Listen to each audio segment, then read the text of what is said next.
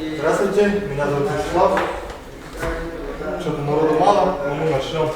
Решили начать. Вячеслав Сергеевич меня зовут, единый ресурсный центр, юрист, и приехал к вам рассказать про создание некоммерческой организации, в том числе и по ТОС.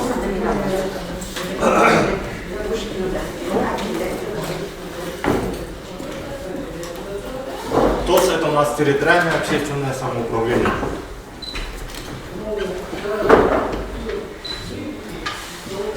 Вот. У нас где-то 1,5 часа, 2 часа, поэтому времени будет много. Вы можете задавать вопросы, даже во время моего рассказа можно меня перебить и начать задавать вопросы. Я надеюсь, здесь только заинтересованные и активные люди сидят, чтобы был такой более-менее разговор, потому что нужно акцентировать на тех моментах, где у вас больше затыки, больше вопросов и больше интереса. Да? Сейчас такая теоретическая информация, быстренько пробежимся, а потом будем по тем вопросам, которые ко мне, я начну с тех вопросов, которые часто всегда задают вопросы.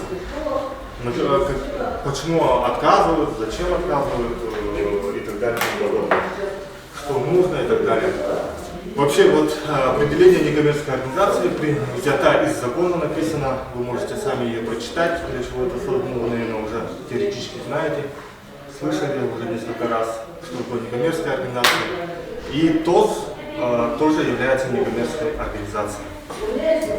Вот, определение вот следующее. Некоммерческая организация является организация, не имеющая извлечения прибыли в качестве основной цели своей деятельности и не распределяющая полученную прибыль между участниками.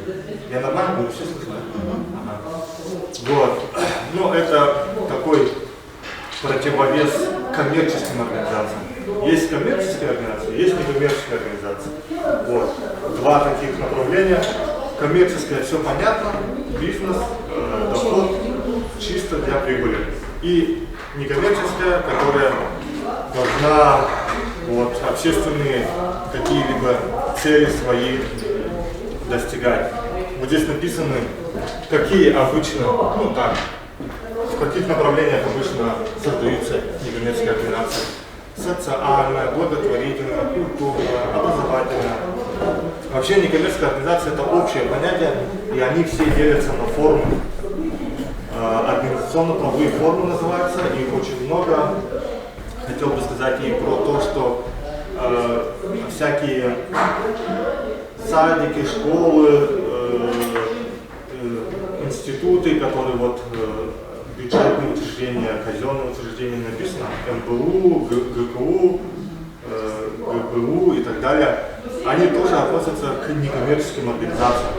В эту сферу входят, по идее. Но они являются правительственными, их называют в народе. А это те некоммерческие организации, про которые я буду рассказывать, это те некоммерческие организации, которые создаются не государством, не правительством, не муниципалитетом, а любой гражданин Российской Федерации и даже иностранец, легально находящийся на территории Российской Федерации, вправе создать самостоятельно.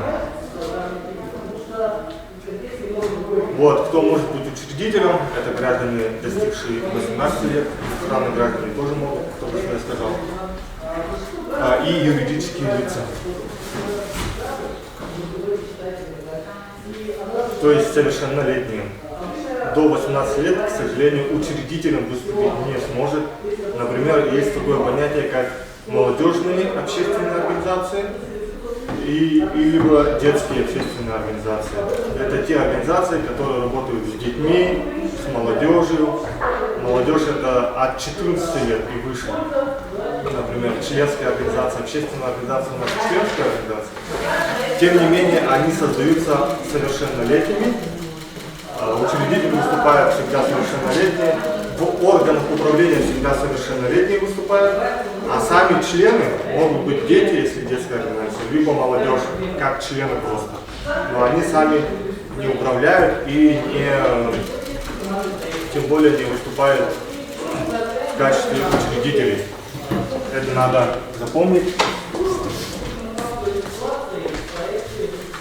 Потому что бывали случаи, что хотели создать некоммерческую общественную организацию, детскую, и детей еще и как бы спорили со мной, детей председателем избрали и так далее. Ну как вот в советское время думали пионеры. Но, к сожалению, должны быть совершеннолетние. Вот. Информация о том, кто не может быть учредителем. Тоже иногда часто такой вопрос возникает, кто не может выступать учредителем некоммерческой организации. Первое это, если в отношении лица принято решение о нежелательности пребывания на территории РФ, это про иностранного, наверное, говорится, да? Лицо, которое ранее являлось руководителем или входило в состав руководящего органа, в отношении которых в соответствии с законодательством о противодействии экстремистской деятельности или о противодействии терроризму судом принято вступившее в законную силу решение о ликвидации и запрете деятельности. Экстремисты, террористы, что у нас в Якутии еще ни разу я не слышал и не видел такого. Так. Нарушение законодательства о противодействии экстремистской деятельности, легализации вымывания доходов, полученных преступником. Ну, тоже что-то из этой серии, да? И вот это вот реально может произойти. В течение 3 лет лицо, являвшееся руководителем юрлица, в отношении которого принято решение о недостоверности сведений либо исключении юрлица из игры, как недействующее, не может выступать учредителем юридической организации. Ну, вообще любого юридического лица, я думаю. Это те люди, юрлицо которого было ликвидировано не по собственной воле, а по инициативе государства. То есть налоговый орган может ликвидировать организацию, а в отношении некоммерческой организации может еще и Минюст принять решение о ликвидации. Ну то есть он не сам принимает решение, а он пишет исковое заявление в суд, что вот эта вот некоммерческая организация, общественная организация, такая-то, такая-то, не является действующей, не работает, не предоставляет отчет, в течение 2 лет уже не предоставляет отчет, поэтому как бы пора ее ликвидировать в соответствии с законом. Ну, по такой-то статье и имеется право, что мы можем инициировать ликвидацию. Вот, и суд, если принимает решение о ликвидации, и те, кто был в руководящих органах у этой организации, они в течение 3 лет не могут новую организацию создать. Имейте в виду. Вот из практики, да, у меня был такой один случай. Ко мне пришли там зарегистрироваться, новую некоммерческую организацию, все сделали, они отправили документы, ждем, они звонят им, ну, периодически спрашивают, на какой стадии, там, когда по срокам тоже наблюдаем, потому что там есть сроки, но дальше я расскажу, что они обязаны в определенное время, в течение определенного срока принять решение. Вроде бы этот срок прошел, ждем. Вроде бы регистрацию должно было пройти, потому что Минюст принимает решение и направляет уже в налоговый орган, чтобы налоговый орган внес в игру. Потом через какое-то время приходит отказ в госрегистрации. Оказывается, одно из лиц учредителей именно вот под эту статью, под это условие попало. Один из них, оказывается, был ликвидирован и не прошло 3 лет. На этом основании было принято решение об отказе. А вот это решение судом или Минюстом, да? Решение судом и налоговой. А Минюст такое решение принимает? Он инициирует и направляет в суд. Суд уже принимает решение о ликвидации. А налоговая самостоятельно может ликвидировать по статье 21.1. Это они по 2 условиям могут ликвидировать. Они готовят списки, те вообще юрлица, они же по всем юрлицам проверяют, в том числе и РКО. Это те лица, которые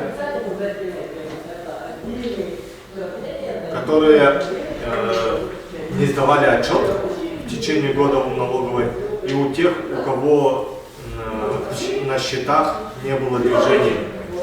То есть денежные операции не проводились, и у них уже есть основания включить в этот список по статье 21.1 о следующей ликвидации. Но они не сразу такое решение принимают, они сначала принимают решение о предстоящей ликвидации. Например, если это НКО, они направляют этот список в Минюст, потому что Минюст это контролирующий орган некоммерческой организации, и Минюст они проверяют по своей базе. И они проверяют двухлетний стаж, 30-летний отчетный.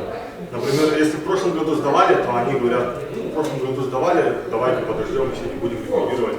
А если 2-3 года уже ликвидируют, то есть не сдает отчеты, они уже дают согласие, да, вы можете по своей статье их ликвидировать.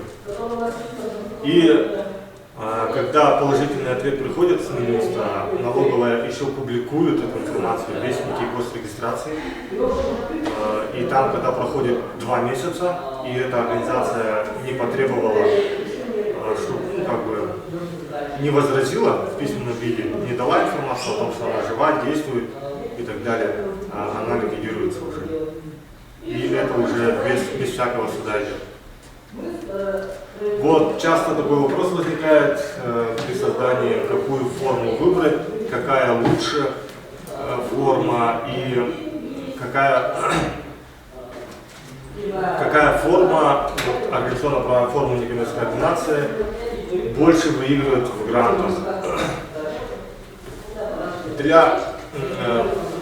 По поводу вот последнего, да, которое спрашивают насчет, какая организационно-правовая форма больше выигрывает в грантах. От этого, от формы не зависит, сразу скажу, да, победа в грантах, например, в фонде президентских грантов. Это зависит от проекта и зависит от направления деятельности.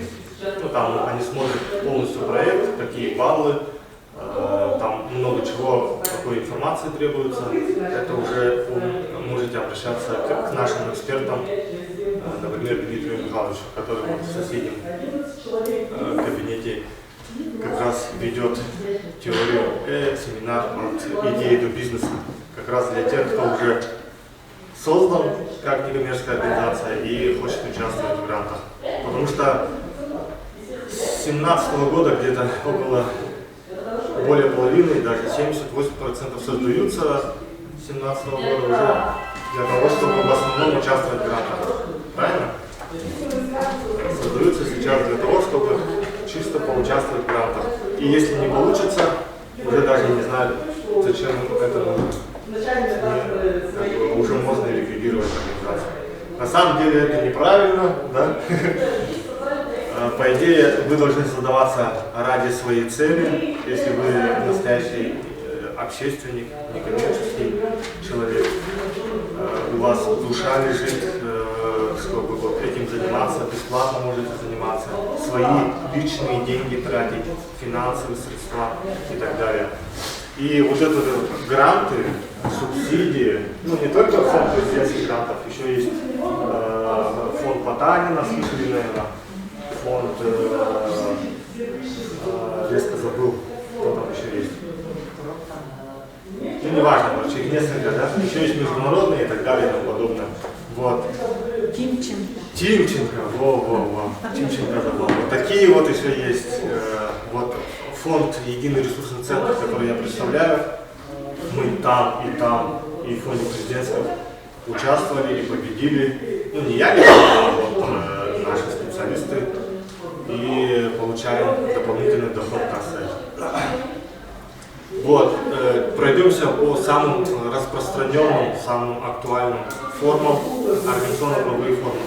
Я же говорил, что некоммерческая организация – это общее понятие. Ко мне часто там обращаются, вот, которые вообще не разбираются. Я хочу создать НКО. Ну, замечательно, давайте будем работать. Какую форму вы выбираете? Вот я вот спрашиваю, какая у вас будет некоммерческая организация, да? Вот из этого. Вот это некоммерческая, это некоммерческая, это некоммерческая, это некоммерческая, это некоммерческая. Все некоммерческие организации.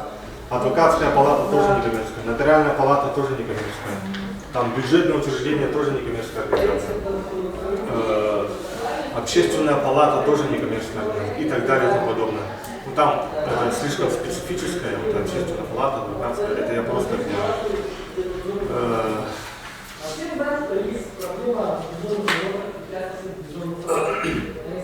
чтобы сравнивать вам рассказывать, да? И они мой вопрос не понимают, говорят, ну просто некоммерческую организацию. Мне сказали, вот некоммерческую организацию хорошо создать, и я хочу создать просто некоммерческую организацию. Вот. А необходимо выбрать сначала организационно-правовую форму. Общественная организация – это объединение членов на основе общего интереса для удовлетворения духовных и иных нематериальных потребностей. Это означает, что общественная организация – членская организация, состоит из членов. Там демократический образ управления, тип управления, да. То есть общее собрание, когда он не собирается, это и есть высший орган управления, и этот высший орган управления может любой вопрос по деятельности некоммерческой организации решить, может избрать нового председателя. Например, человек создал когда-то некоммерческую, такую общественную организацию, через 2 года его переизбрали, и он просто член. Он может просто уйти, а дальше организация будет сама действовать самостоятельно. Вот, общественное движение – это то же самое практически, только здесь не члены организации, а участники.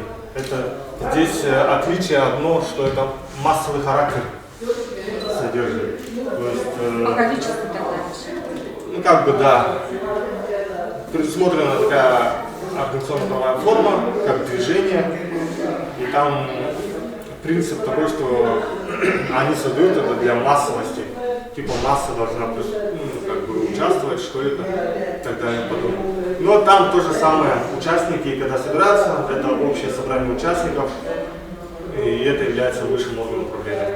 Ну, структура управления такая же, как и общественная организация. Только там члены, а там участники, и как бы создается для массовости, да. Ну, например, они, наверное, в курсе там, что к ним придут очень много народу. Ну, в основном, если это политическое движение какое-нибудь, да, что хотят там революцию или еще что-то, тогда вот они вот какое-нибудь движение политическое могут устроить, и к ним массы пойдут, да, крестьяне там и так далее. Дальше идут, видите, здесь заметьте, без слова «общественное».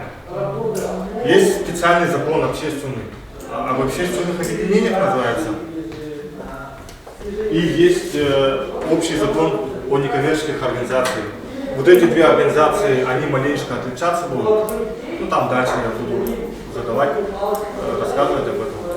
А эти вот к общественникам не имеют отношения. Ну, первое, вот то, что я сразу вспомнил, например, общественная организация, общественное движение, ТОС, кстати, к общественной организации относится. В форме общественной организации создается. Значит, там вот эти вот жители, когда они собираются в собрание, являются высшим органом. Например, Минюст принимает решение по этим организациям, в том числе ТОС, 30 дней для принятия решения. Вот такое отличие. Вот эти вот, которые без общественных, без слова общественное, они называются иные некоммерческие организации. У них 13 рабочих дней для принятия решения. 13 рабочих дней. Форма автономной некоммерческой организации. Это оказание услуг в сферах образования, здравоохранения, культуры, науки и иных сферах некоммерческой деятельности. То есть автономная некоммерческая организация создается для того, чтобы предоставлять какие-либо услуги. Вот, это единственная форма, при которой один человек может создать, сам себя избрать, и больше никаких органов не обязательно. Могут быть, если он по уставу пропишет ревизионный орган, там, постоянно действующий орган, тогда надо будет избирать. А так, если один человек и один хочет работать, совершенно один, то он может только вот при этой форме автономной некоммерческой организации. Например, вот я, Иванов Иван Иванович, создаю оно, сам себя, например, директором избираю, и все. Сам единственный учредитель будет высший орган никакое не общее собрание, не какой-нибудь там коллективный орган, и сам же исполнитель, директор, сам все подписывает, все такое и тому подобное. Вот это вот единственная форма, при которой можно одному человеку работать, создавать и работать.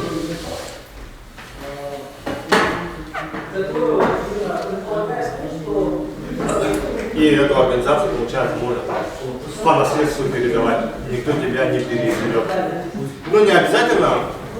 Можно директора и другого человека избрать. Это я просто говорю, что оно единственная форма, кто один человек может и работать, и создать, и работать одновременно. Но не обязательно. Там могут быть и несколько учредителей, там могут быть и другие органы, если как они пожелают. Вот. Фонд тоже относительно актуальная и распространенная форма. Например, мы фонд Единый ресурсный центр, фонд Семья для ребенка. Фонд — это аккумулирование денежных средств и их последующее направление на установленные цели. Ну, тоже, наверное, часто слышали фонды, особенно зарубежные, часто всегда фонды создаются. Фонд Анджелины Джоли есть, Брэда Питта фонды есть, они там помогают, кажется, в Африке, да, по всяким голодающим, по болезням и так далее и тому подобное. Фонд тоже не относится к общественному, тем не менее, там есть обязательные органы, один человек не может работать, там есть высший орган, это коллегиальный орган обязательно, как вы его назовете, тоже вы можете по-разному. Президиум, совет, самые тоже распространенные. Совет и правление можно назвать. Также в фонде обязательный орган — это надзорный орган, попечительский совет, тоже обязательный орган, и туда входят лица, которые не входят в другие органы этого же фонда. И обычно туда входят, так как это надзорный орган, он сам как бы внутренний локальный орган, который сам себя проверяет. Кстати, у общественников тоже этот орган есть, ревизор, либо ревизионная комиссия. Коллегиальная комиссия — это несколько человек, ревизор — это один человек. Тоже проверяет саму себя организацию, и ревизор тоже не может быть избран председатель, либо из постоянно действующего органа управления. Он может быть отдельным лицом, но член организации. И ассоциация «Союз». Слышали, наверное, тоже, да, такую форму? Ассоциация «Союз» — это объединение граждан либо или юридических лиц для представления и защиты общих, как правило, профессиональных интересов. Ну, могут и коммерческие организации объединиться, например, ассоциация стоматологов, да, каждый сам по себе коммерсант, ИП, там, ООО у каждого, они могут объединиться в союз, либо в ассоциацию, и это будет ассоциация, это некоммерческая организация, для каких-то своих профессиональных лоббирований интересов государственной власти, например, могут. Да? И вот я постоянно привожу пример, например, Союз, Автосоюз, он, кажется, называется. Маршрутники в городе Якутске, там 1, 2, 9, 25 маршрут, да? Каждый, что бы ни ходил и не отстаивал свою позицию по поводу оплаты, да? У них есть Автосоюз, и представитель, например, идет и лоббирует свои интересы всех вот этих вот маршрутников по поводу оплаты гражданами проезда, да? А мэрия как бы должна лоббировать за население города Якутска. И вот они как бы консенсус должны найти. Сейчас у нас 30 рублей это стоит проезд по маршрутам, по всем маршрутам. Например, у 25-го не может быть там 25 рублей, у Озерки 35 рублей. И поэтому они как бы Автосоюз. Вот яркий пример ассоциации. Есть вопросы? И это не все, это только самые актуальные. Есть множество других организационно-правовых форм. Частные учреждения, например. Но частное учреждение очень редко, потому что по закону учреждение может создать собственник какого-либо учреждения, а это очень редкое явление.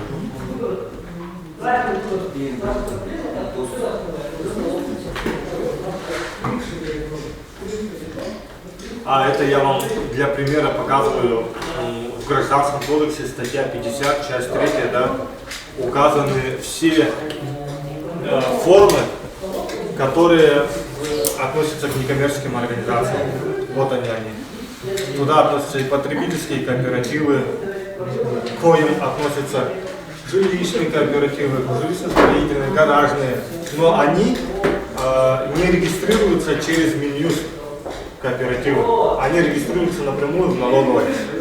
Вот общественные организации, которые через Минюст, которые я вот уже рассказал, да, к ним относятся политпартии, профсоюзы, органы общественной самодеятельности, ТОСы, потом идут под вид общественные движения, потому что они очень похожи, ассоциации.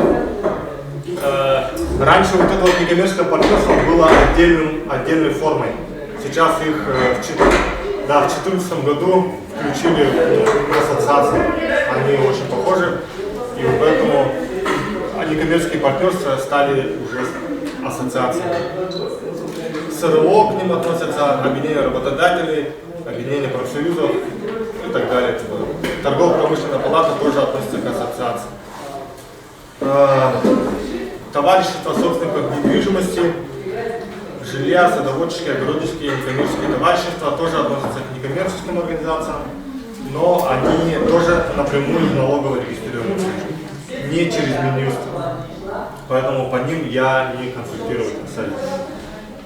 Казачьи общества относятся к некоммерческим и регистрируют через Минюст. Общины коренных малочисленных народов через Минюст. У них еще есть специальный свой закон. Фонды, общественные фонды, благотворительные фонды, все относится просто к фондам.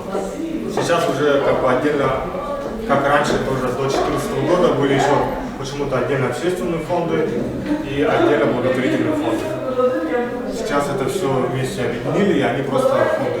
Учреждения, то же самое, автономная некоммерческая организация, религиозные организации. Все это через Минюст, публично-правовые компании. Здесь сложно мне вспомнить. У меня ни разу не было на практике такой формы. Но они, наверное, напрямую через налоговую регистрируются. Адвокатские палаты, образование государственных корпораций, нотариальные палаты тоже регистрируются напрямую через налоговые органы. Теперь пройдемся по наименованию некоммерческих организаций.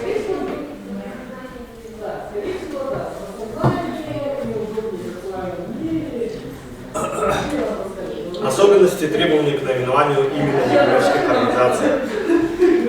Наименование НКО должно характеризовать направление ее деятельности. То есть, что это означает? Нельзя, например, назвать общественная организация «Звездочка», общественная, автономная некоммерческая организация «Сайты» и все. Обязательно нужно указать характер деятельности, то есть примерный краткое название цели, ради чего создавалась некоммерческая организация. Например, общественная организация по развитию чего-то, социально-экономического развития села такого-то Республики Саха-Якутия. Ну и там название «Сайты», да, с переводом.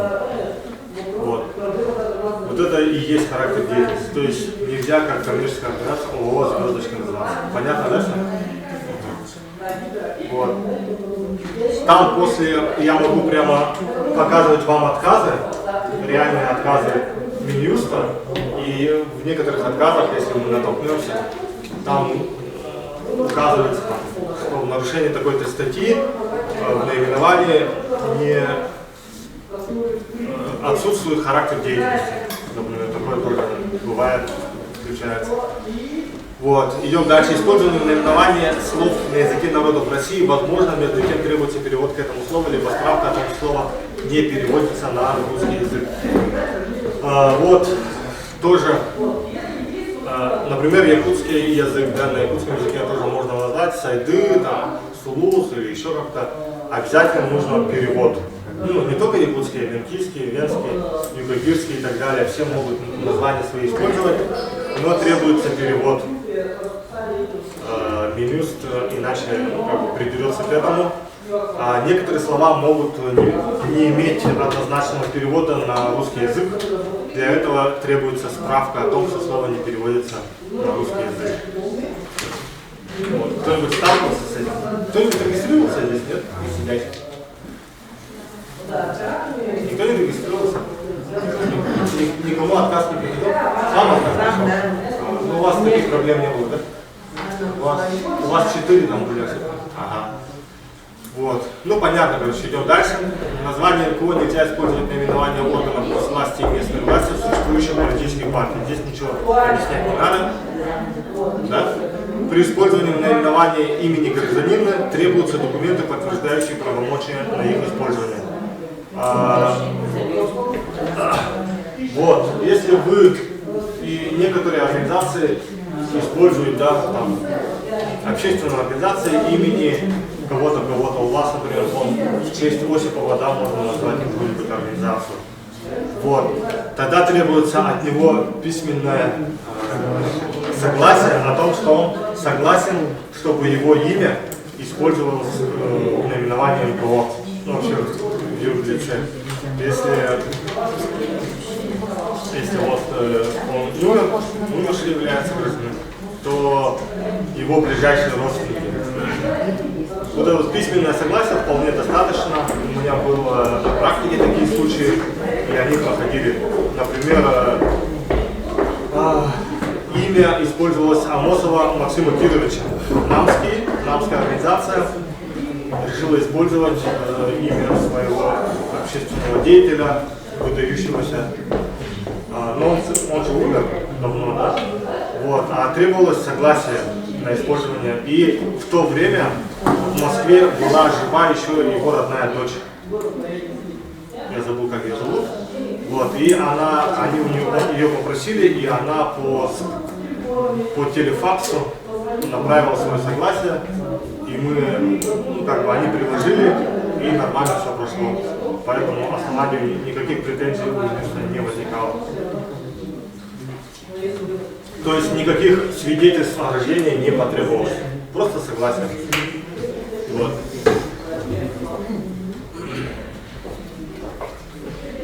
Ну, конечно, я не советую злоупотреблять этим. Да? Если такое когда-нибудь произойдет, то Минюст как бы прекратит такую практику и начнет еще требовать подтверждающие документы, да? Свидетельство, действительно ли ты являешься братом, сестрой, родным сыном, дочерью и так далее. Пока этого не требуется. Использование в названии некоммерческой организации слов «Россия», «Российская Федерация» и производных от них не допускается без разрешения, без специального разрешения, установленного правительством Российской Федерации. Просто так Россия, Российская Федерация, Российской Федерации использовать название нельзя. Кроме вот кому можно, здесь указано, кому это можно. Общероссийским общественным объединениям. Вот, им можно. Потом религиозным организациям, которые действуют в момент госрегистрации не менее 50 лет, им тоже можно без всякого разрешения. Некоммерческие организации, созданные в соответствии с федеральными законами. Ну, это те некоммерческие организации, которые уже непосредственно само правительство, сама Российская Федерация создает. И там, конечно, им разрешается использовать вот эти вот слова. Устав. Это основной документ. Давайте не будем сильно на нем задерживаться. Лучше всегда на практике, чем вот так вот в теории. Все равно ничего не запоминается никогда. Устав, по идее, это основной документ, паспорт вашей организации. Вы должны, если вы создаете некоммерческую, по идее, свой устав должны читать, знать чуть ли не наизусть, по идее. Но, к сожалению, 95% даже не читали, даже не знают, что там написано, какие органы, для чего вообще и какая цель-то, может быть, и знают, но когда у них спрашивают, какой у вас орган выше, постоянно, например, общественные организации постоянно вспоминают только постоянно действующий орган. Постоянно действующий орган управления, совет, управление, все такое. А на самом деле у общественной организации высшим органом является общее собрание членов, которое есть конференция, да, либо общее собрание, либо конференция. Конференция это такая форма, чтобы, например, очень много членов, либо участников, и очень проблематично собрать легитимное общее собрание. Например, 1000 человек, чтобы легитимно было, нужно 501 человек собрать. Это очень сложно, поэтому конференция это делегаты. Норма делегатов выбирают, из 100 человек один, например, делегат будет, и уже нормально, 10 человек, вполне нормально. 10, 20, 30 это еще как бы нормально. Легко собрать можно в клубе.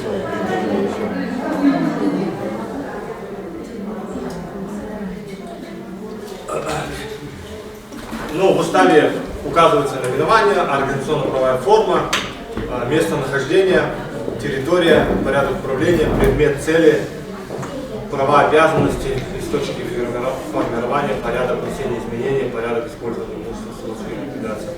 Есть такое понятие, как символика. Вот написано, в случае использования символики, описание символики обязательно в уставе. Символика это вот всякие вот картинки, да, которые будут являться непосредственно вашей индивидуальностью, вашей организации. То есть та символика может использоваться только этой организацией. Раньше, до 14 или еще раньше, 12 году, произошли изменения.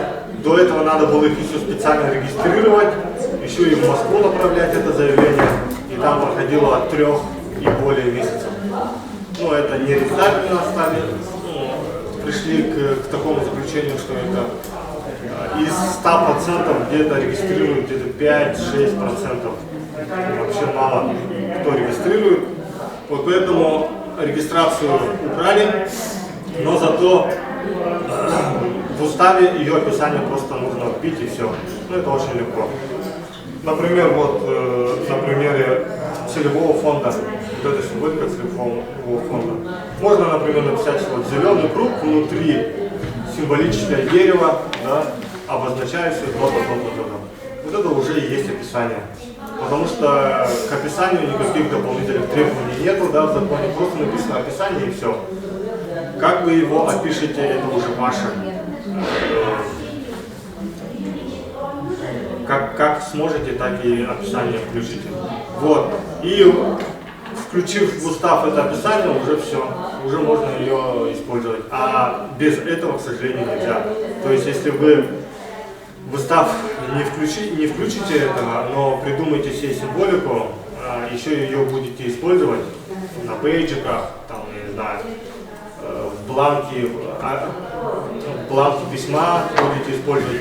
Бланк письма используйте, еще отчет на нем в МИНЮС отправите. И МИНЮС видит эту символику вашу, ну, зарегистрированную, например, вы каждый год должны отчитываться до 15 апреля. И вы отчитаетесь в письменном виде, направите их туда, и там будет бланк, на бланке будет ваша символика, например, они это увидят и вам предупреждение направят. Мол, у вас есть символика, в уставе мы дело открыли, а в уставе отсутствует ее описание. Вам необходимо, короче, исправить это нарушение закона. А если символику потом придумали после утверждения? Вот, если вы ее придумали потом, после того, как создали, вы вносите изменения в устав. И эти изменения опять регистрировать тоже? Да. Какой А? Но тоже требований нету, но обычно на практике в первой главе, там, где общая информация, организация считается созданной после регистрации и так далее и тому подобное. Принятие решения о создании оформляется обычно протоколом, если коллегиально. Если автономная некоммерческая организация, если единственный учредитель, тогда будет решение единственного учредителя. А если коллегиальное, то протокол.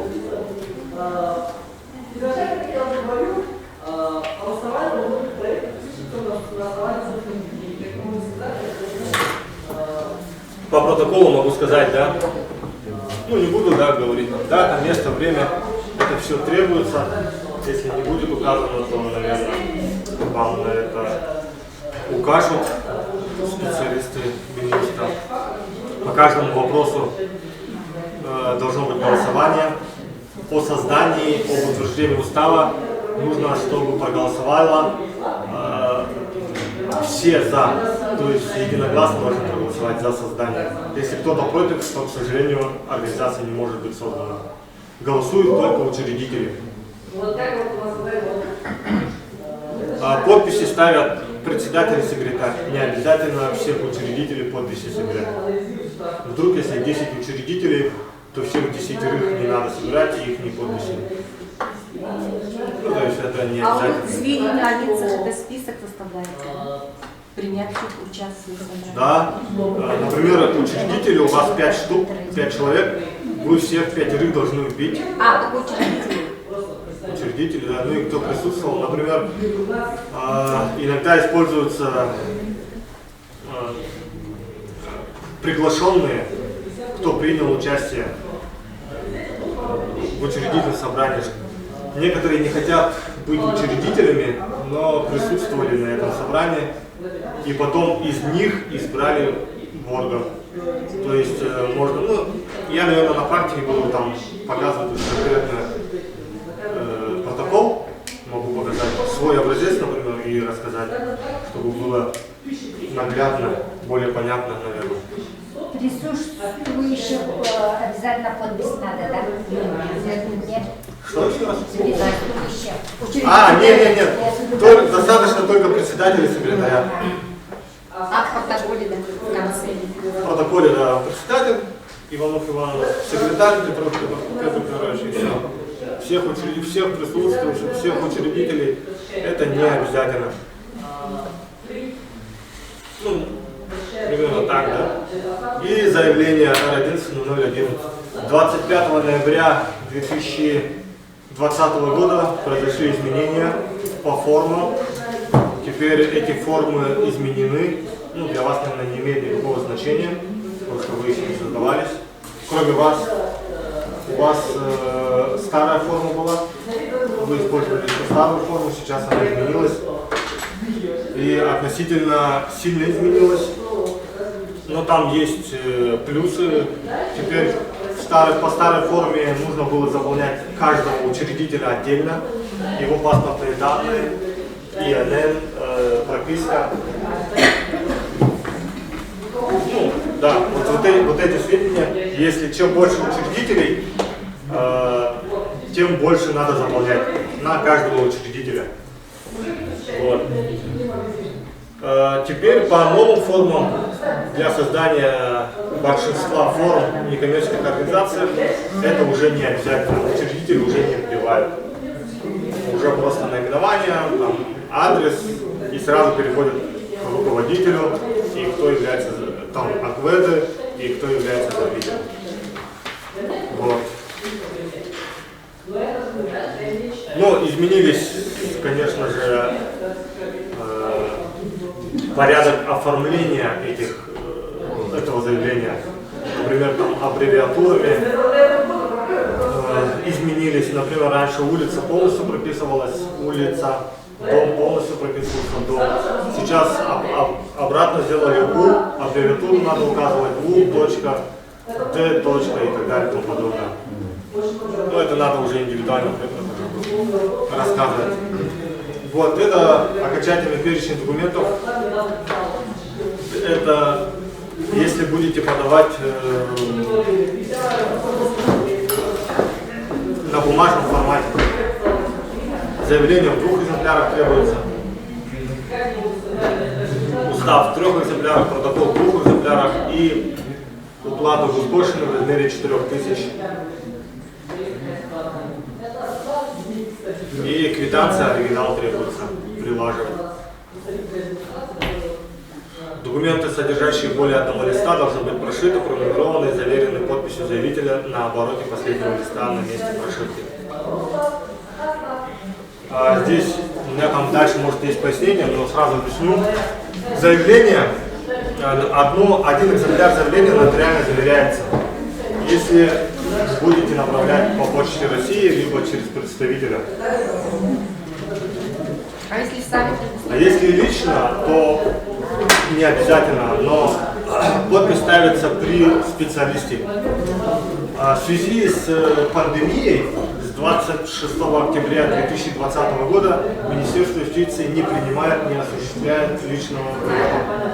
То есть вот, теперь невозможно пойти и сдать. Приходится, если на бумажном носителе, только через Почту России. Можно, да? Тогда через нотариат. Тогда обязательно нужно нотариально заверять лишние расходы. Нотариально заверять один экземпляр обязательно. Устав тоже, да? Нет, остальные не надо. Уже сами прошиваете, пронумеровываете и сами как бы заверяете на обороте последнего листа. Второй сами делаете. Устав здесь 2 экземпляра прошиваете, пронумеровываете. Третий не надо прошивать. Третий, потому что он, если примут решение о регистрации, он вернется к вам уже в зарегистрированном виде, то есть Министерство юстиции само его прошьет, зарегистрирует, печать поставит, подпись поставит, завяжет там специальной ниточкой и вам отправит. Да, они сами сделают. Третий экземпляр А2 надо вам, потому что один останется в деле в Минюсте, один в деле налоговой. Кстати, если устав потеряется, ну или протокол у вас, бывают такие случаи, то надо обращаться не в Минюст, а в налоговую. Почему-то так. В налоговую обращайтесь, МРИ ФНС номер 5. Это в городе Якутске на 202 микрорайоне. Пишите заявление, просите предоставить копию устава, либо протокола от такого-то числа, и они вам в течение какого-то времени там копию должны выдать. Вот. Ну, протокол в 2 экземплярах. Здесь хотелось бы сказать, что он не вернется, так что можете в себе там несколько экземпляров оставить. Один останется, как я сказал, в Минюсте в деле, а другой в налоговой. Ну и госпошлина, о том, что вы заплатили госпошлину. Там подписи везде оригинал должны быть, да, в протокол? Или можно один копировать? По идее, один оригинал можно делать, а остальное как бы копию можно делать. А копия не заверяется? Нет, не заверяется. Ну, у нас на практике обычно все документы подписываются быстренько. Например, 2 протокола сразу подписываются. Ну, как оригинал не считается. И направляем там.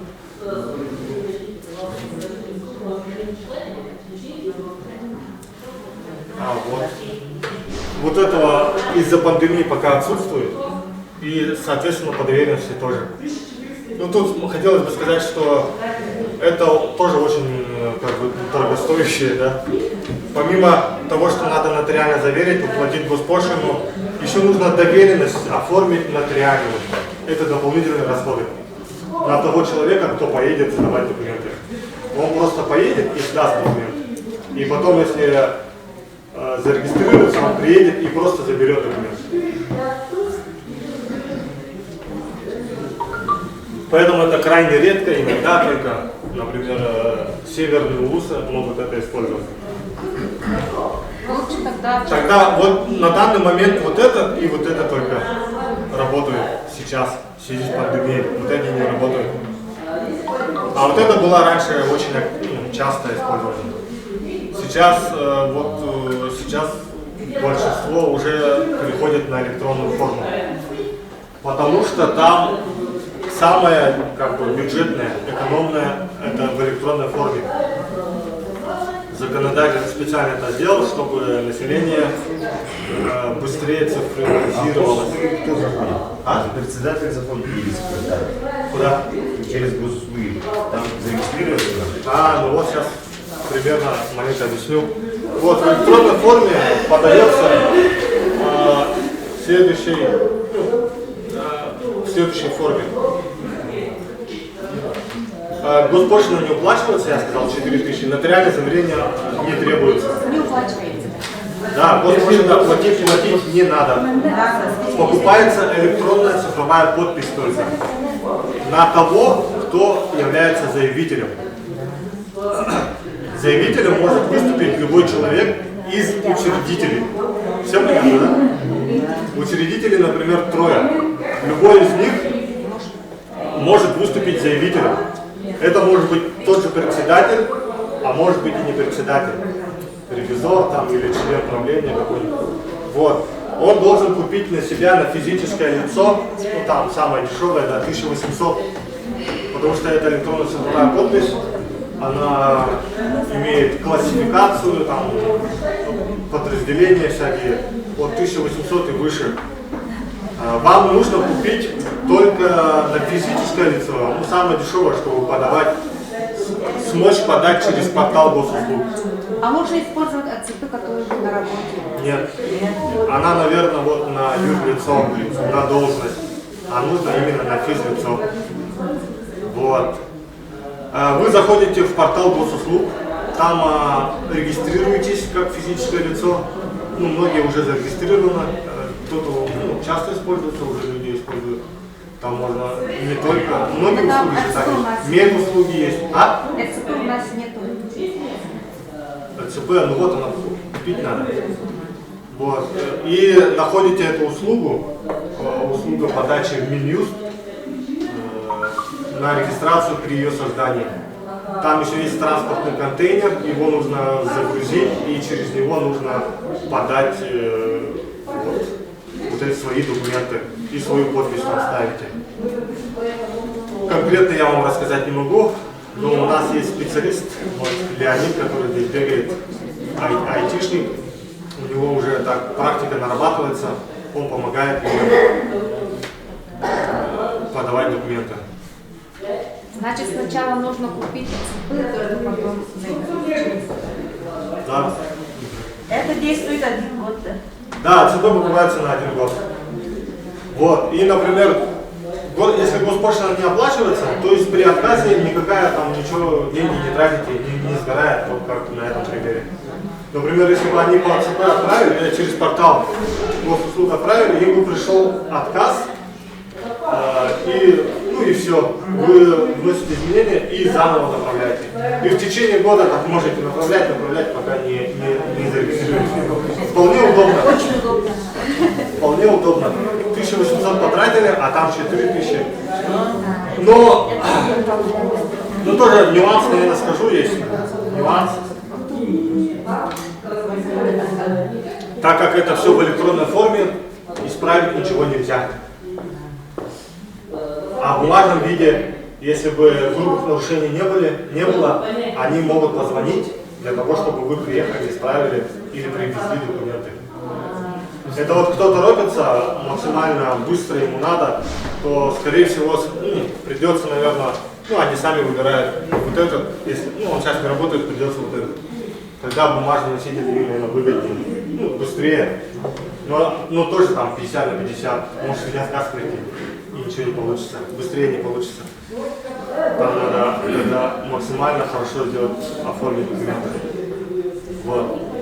А бюджетнее, кто не так сильно торопится, конечно, лучше вот это выбрать. Вот.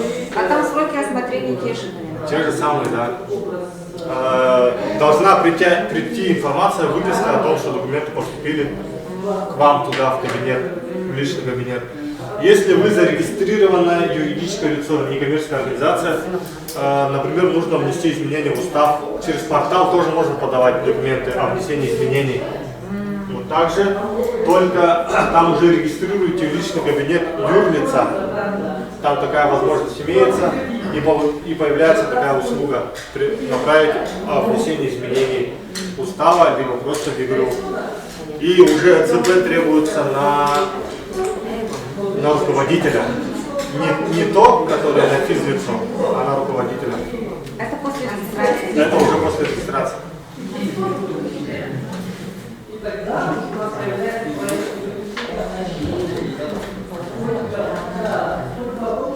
А вот время. Время, сроки. Не должен превышать 30 дней в отношении общественных объединений. Вот я вам показывал, да, общественная организация, общественное движение. И не позднее 14 рабочих дней иных НКО. Это я вам показывал ОНО, фонды и так далее, без слова общественных. Я даже не могу сказать, почему такие сроки. Просто в регламенте написано. После отказа повторных обязанностей. Через сколько? А там нет сроков. Как справите сразу? Можно даже на следующий день сразу направить. У них просто есть время для того, чтобы принять решение. То есть это не обязательно на 30-й день. Это не так. Это в течение 30 дней. Крайний срок. Но дело в том, что Минюст единственный в республике, и со всей республики к ним приходят заявления, они еще и на письма отвечают, они еще проверки проводят, и вот регистрацией занимаются. Еще там, сейчас сказать сложно, еще много чем занимаются, наверное. Вот, и у них такая, сказать, текучка кадров, каждый раз новые специалисты, их надо обучать, их надо ознакомливать, им надо читать законы, чтобы правильно вам отказывать, так сказать. Вот. Это без учета времени регистрирующим органом. ФНС – это Федеральная налоговая служба. Вот я рассказывал, что 30 дней они только принимают решение. Если приняли решение о регистрации, то они направляют документы в налоговую самостоятельно по межведомственному взаимодействию через курьера. И налоговая на 5-й рабочий день вносит в ЕГРЮ, это единый госреестр юридических лиц, кто знает, ваши сведения, с этого момента вы считаете созданы. Вам присваивается учетный там номер налоговый, на учет встаете, да, ОГРН вам присваивается, а вас на учет встаете там пенсионный фонд, ну, во все внебюджетные фонды, как любое юридическое лицо.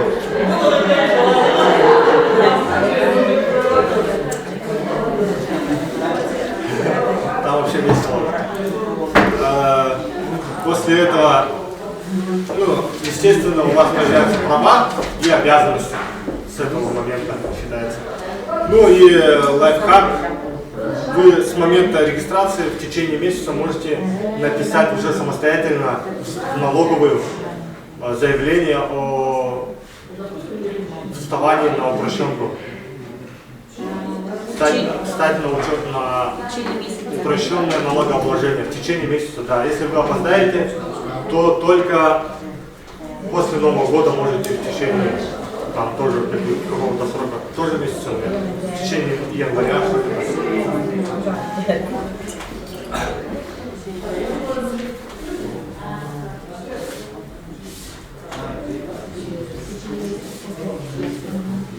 Вот это здесь есть зарегистрированная некоммерческая организация? Если нету, то пройдем дальше.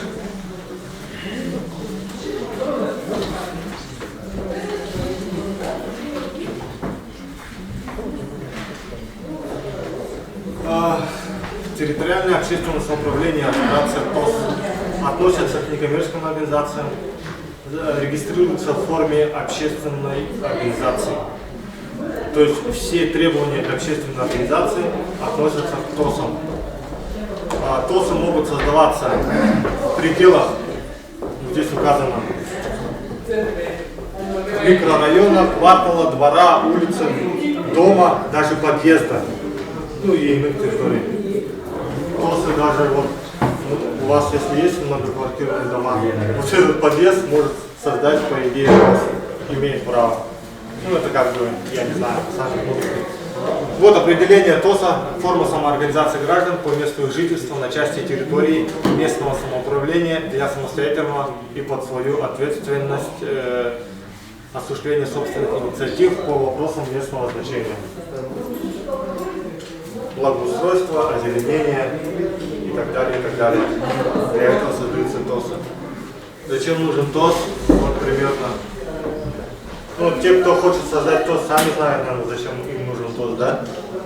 Благоустройство территории, детские спортивные площадки, ремонт дороги, тротуаров, решение проблем ЖКХ, социальная помощь нуждающимся, сохранение культурного наследия и так далее и тому подобное. То есть вы облегчаете, по идее, работу администрации, вот поэтому администрация всегда только за, чтобы чем больше ТОСов было, тем лучше. А еще лучше, если ТОСы будут приносить и доход, да, как бы сами себя обеспечивать, выигрывать гранты смогут и самостоятельно смогут там дорогу починить, отремонтировать. Это же вообще хорошо. Это же сколько денег экономится в бюджете, чтобы ТОС. Но это зависит от ТОСа. Ну, ТОС должен быть такой активный, от председателя все зависит. Если он сможет выбивать огромные деньги для того, чтобы... Ну, хотя бы благоустройством заниматься, да? Там сильно много денег не требуется. Самое большое, конечно, это ремонт дорог. Детские тоже дорого. Ну и ЖКХ тоже, да? Вот, такие проблемы.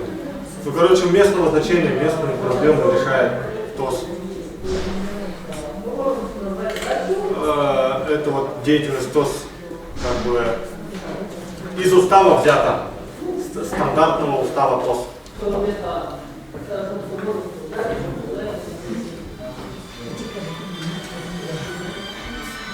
Вместе с органами власти осуществляют меры по социальной защите жителей, принимают, могут участвовать в программах развития территории и так далее и тому подобное.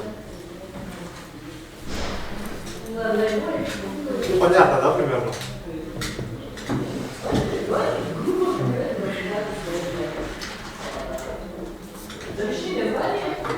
Перейдем уже к регистрации. ТОС маленечко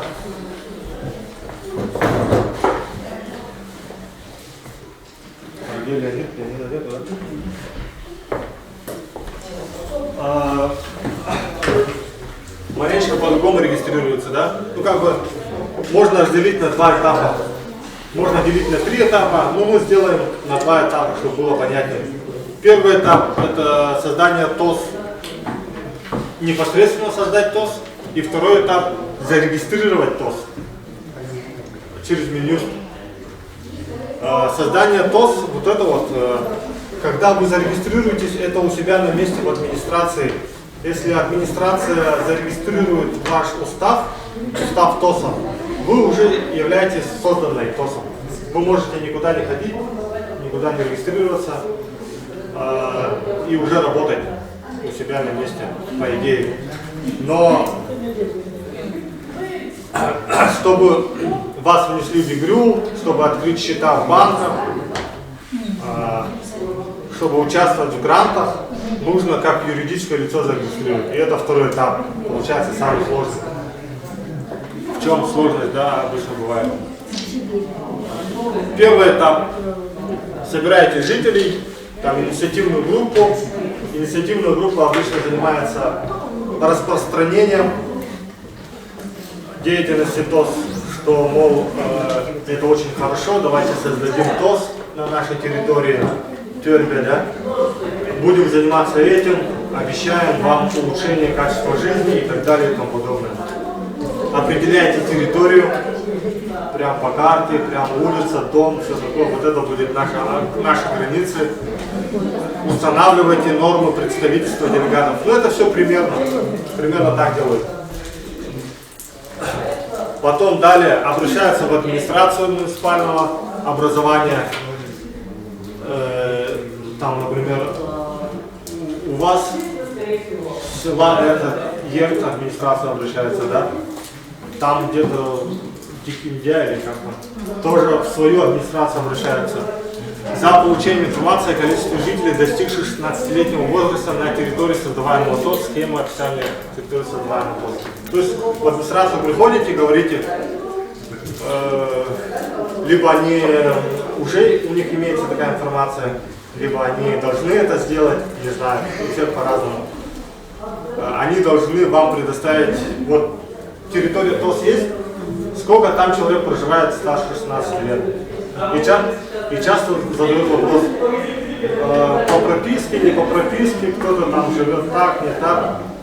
Такой информации нету, но это зависит от администрации. Скорее всего, по прописке они числят там 300 человек, 400 человек, 500 человек, меньше, больше и так далее и тому подобное. Ну, короче, эту информацию вы у них получаете, предоставляете свои границы, что хотите создать ТОС. Инициативная группа, ну вот, я уже объяснил это, раздает листовки, разъясняет жителям, что такое, зачем создается, подготавливает устав, предоставляет представительный орган местного образования о рассмотрении предложений по границам создаваемого ТОС. Представительный орган – это наследственный совет депутатов. Вот они утверждают границы. Айтак. Можно тебя попросить? Сюда подите. Питьевод. Устав. В уставе, ну, он очень похож на общественную организацию устав, но там есть дополнительная информация, именно связанная с ТОСами, цель ТОСов, вот территория ТОСа должна быть указана. Так, все остальное как бы понятно. Все остальное как у любой этой общественной организации. Ну там будут задачи, направления уже ТОСовские. Там будут в основном то, что вот я вот здесь показывал. Вот это вот указывается. Что вы будете разрабатывать, принимать программу развития, проводить на своей территории исследования и так далее и тому подобное.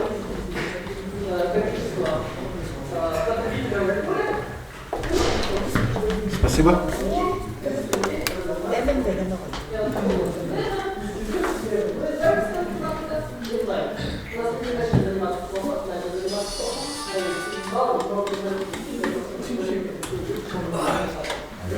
После этого, когда все эти действия уже устав, все подготовили, необходимо провести уже учредительную конференцию, на которой утверждают ТОС, принимают и утверждают устав, избирают все органы, определяют минимальный размер имущества, направляют все эти документы в уполномоченный орган местного самоуправления в соответствии с положением о регистрации устава ТОС. Администрация еще готовит себе положение ТОСа, как они будут принимать решения, кто принимает, в какой срок. Это все внутренние дела администрации. Вот. И вы им направляете, они их регистрируют, либо отказывают вам в регистрации. И если вас зарегистрировали, вы уже создали ТОС, по идее. Вот регистрация ТОС в территориальном органе Минюста. У нас это Управление Министерства юстиции России по Республике Саха-Якутия называется.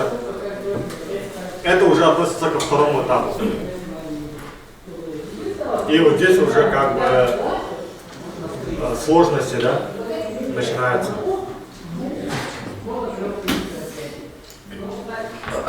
Вот перечень документов, которые необходимо сдавать при ТОСах. То же самое заявление. Заявление это универсальное, потому что для любого юрлица. Также в количестве 2 экземпляров, как вы помните, да? Протокол учредительного собрания в 2 экземплярах, устав в 3 экземплярах. Все точно так же вот эти, да, 3. Оригинал квитанции об уплате госпошлины. И дополнительные документы имеются. Видите, да? Положение о порядке регистрации устава, решение муниципального образования об утверждении положения устава, справка, сколько человек проживает, решение муниципального образования об утверждении границ и протокол собрания жителей ТОС. Ну, это первый первые жители, которые 1/3 собрались, и они согласились создать ТОС. Здесь бы хотелось сказать, что вот эти вот 4 документа, первые 4 документа, они обязательно сдаются. А вот эти, они являются дополнительными. По идее, Минюст не вправе их требовать, да, и тем более по ним отказывать. Они не будут проверять их на соответствие законодательству и там находить ошибки, да, и по ним отказывать. Тем не менее, они советуют пока это все сдавать. Ну, пока надо сдавать, в будущем, возможно, уже отменят это дело. Вот. По первости я помню, что они вообще все проверяли, и положение читали, и все решения проверяли, и по логике смотрели, да. Почему тут 250 человек, а тут 249 человек и так далее и тому подобное. Но вот эти вот документы будут проверять, как обычно, до конца, конкретно, жестко, четко. Вот поэтому устав и протокол учредительного собрания — это очень важные документы, к ним надо отнестись очень серьезно.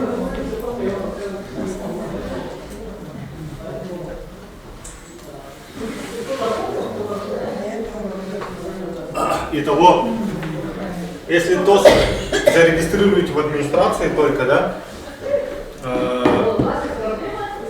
регистрации подлежит устав ТОСа. Любого заявления писать не надо.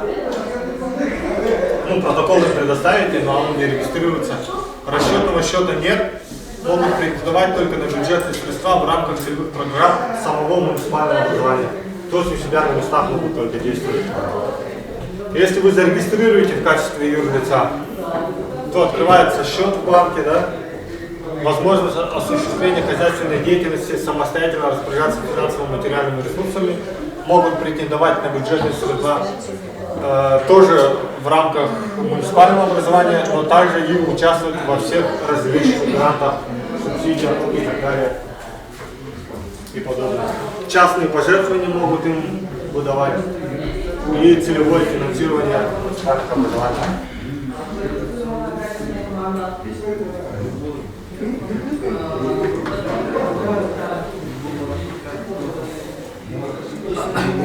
Вот. Я представляю единый ресурсный центр поддержки СЛК и развития гражданских инициатив Республики Саха-Якутия. Наши телефоны администратор 701-082. Это непосредственно мой личный телефон. Есть WhatsApp, вы можете ко мне обращаться в рабочее время, в рабочие дни. Ну, иногда я буду отсутствовать в связи с командировками. Например, на следующей неделе мы едем дальше в командировке. Да? А можно специалист тоже? Оно? Ну, в общих чертах. Форма Про оно? Ага. Когда регистрация? Оно зарегистрировать относительно легко. Так, где назад?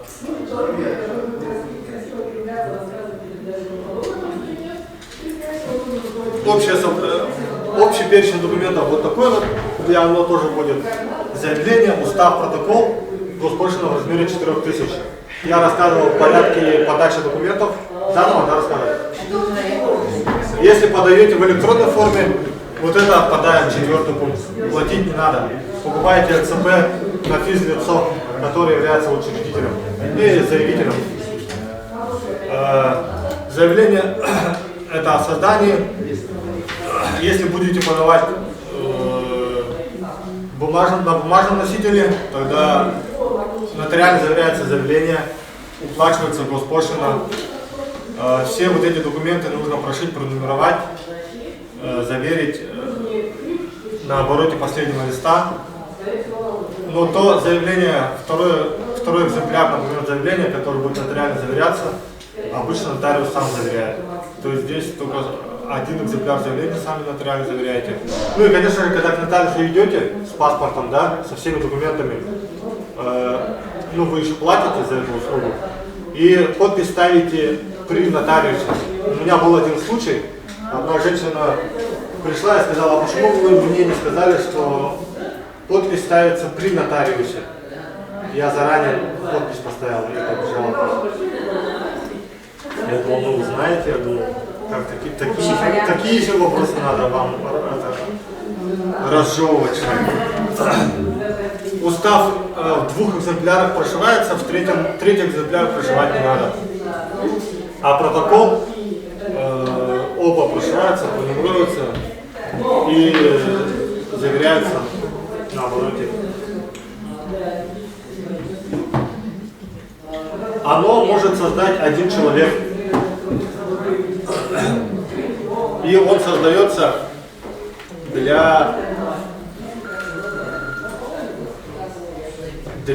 предоставления каких-либо услуг. То есть в целях обязательно нужно прописать, что целью является предоставление услуг в сфере такой-то, такой-то, какой вы хотите.